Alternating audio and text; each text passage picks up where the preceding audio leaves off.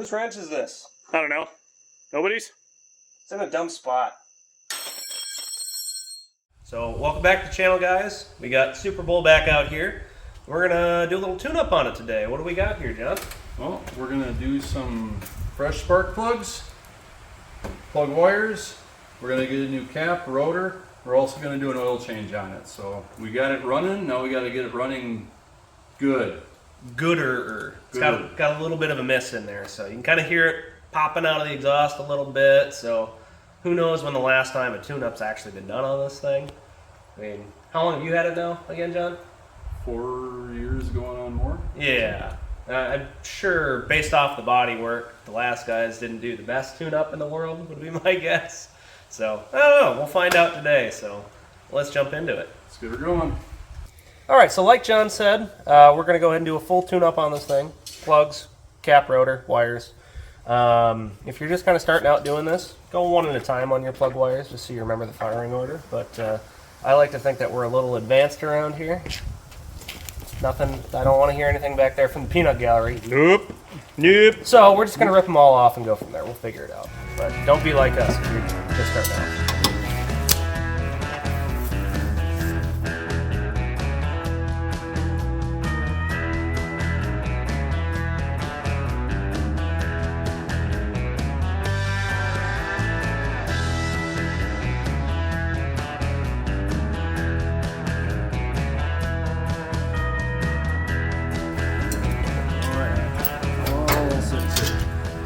All the carbon. That's good, right? Extra lube.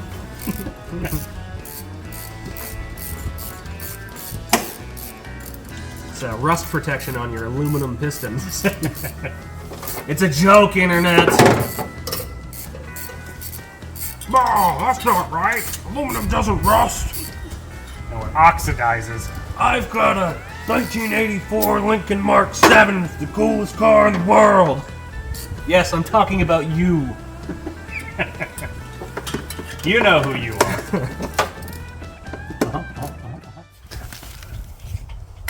Oh, what do we got down here, Johnny? Oh, there we go. I'm changing oil. It's probably old enough to go to kindergarten, I'm guessing. So somebody has installed an oversized drain plug Excellent. at some point in time. But the good thing is that there's still threads on the pan, so that's a good thing. So it did its job. Yay! Yay! You didn't put a petcock on there, being that it was a farmer. Yeah, actually. Wouldn't be surprised. Have you guys seen the videos where people will shove a spark plug up there? I have seen that. I may or may not have done that once before. You know, the best part of working on these old rigs is, well, you ascend the engine bay and you become the truck. How's it going in here, pal? Oh, you know, it's chipping away here. Master cylinder was slightly in the way to get the spark plug wires off, but we got it. I'll get a little manual turning here. This is what we're all known for as mechanics, right? Our good finger work. Oh, she's not loose enough yet, maybe? I feel like your wife has never said that to you. No, that's a lie.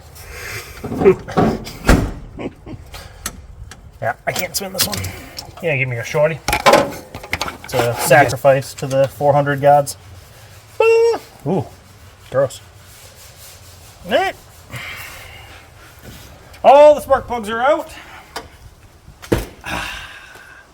Just these old things, they're easy to work on. Okay, so we were done, and I forgot the feeler gauge to gap our plugs.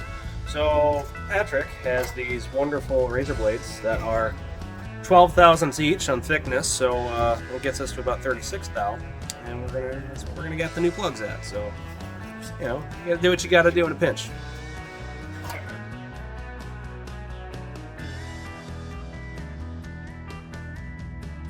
Okay, so here's our new cap and rotor here. One thing to make note of before you go tossing these things in is sometimes the aftermarket ones will have like a coating on all the contact points on the inside here. So all your towers and stuff, sometimes they'll have like a black paint on them, coating, kind of a deal. So if they do, these ones don't actually, which I was kind of surprised by. But if they do, you just take a little bit of sandpaper and you just scrub that stuff off so you can see the nice gold finish on there, rather. then you won't have any issues with that. So just something to think about when you're doing this.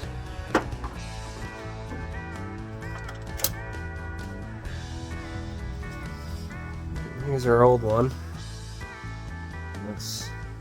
Doesn't look too terrible, but we'll just swap it out and then we know where we're at with it. Probably save on that one, to be honest with you. Here's our old cap. You can see we got a little bit of wear in there, but nothing too bad. Probably get away with scraping that out with a little bit of sandpaper, but we'll just replace it since we're in here, since we don't know how old any of this stuff is. So.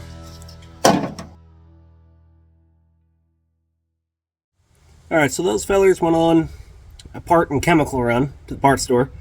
So we're going to go ahead and finish on John's oil change here. And they'll get back when they get back.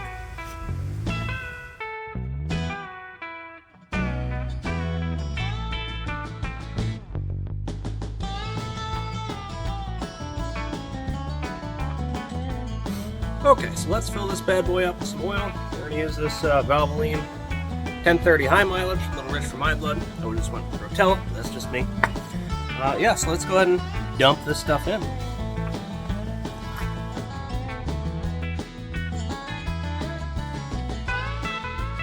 Okay, so there's 5 quarts down the yap. We're going to put 6 quart in because we didn't refill the oil filter. And well, we want oil in there, so it's going to take one of those quarts, suck it in there anyway, so we'll top off the crankcase.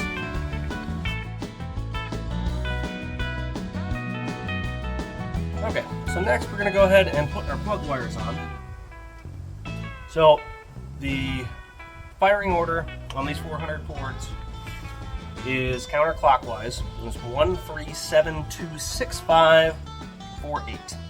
So on these Fords, the passenger side bank of cylinders is going to be 1 through 4, and the driver's side is going to be 5 through 8. Pretty straightforward.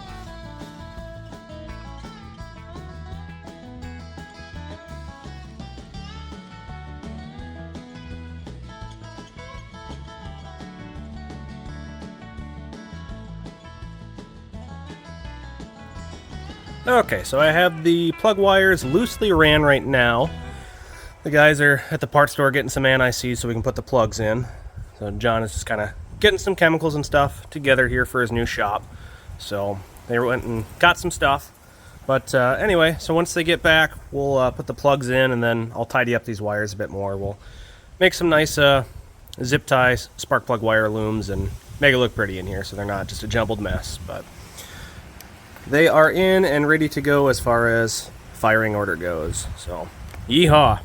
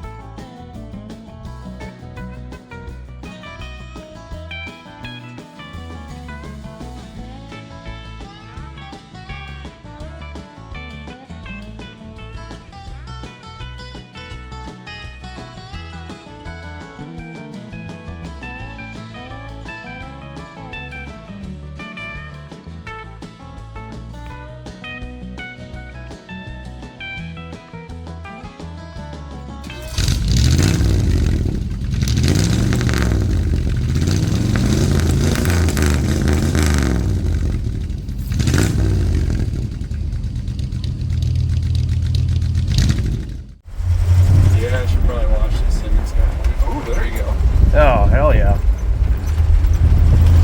Man.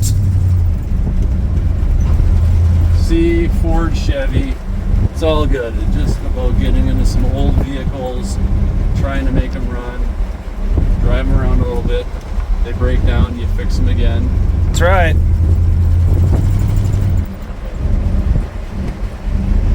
And look at that. And then a nice day, nice fall day with a nice little pond right there. Nothing better.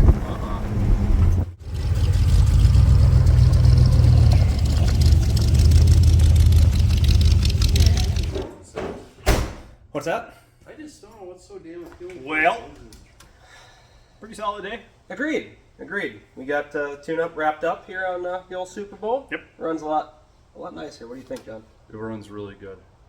Plugs, wires, cap, rotor. Dan worked a little black magic on the carburetor. Change the oil. It's good to go for 50,000 miles at least. 100,000 more. 100,000? Perfect. You just need to start driving it more so all the wasps and bees and honey badgers and all them shits get out of Stink the cabin. bugs, box elders, ladybugs. Yeah. They just love it. You should have heard him about 10 minutes ago.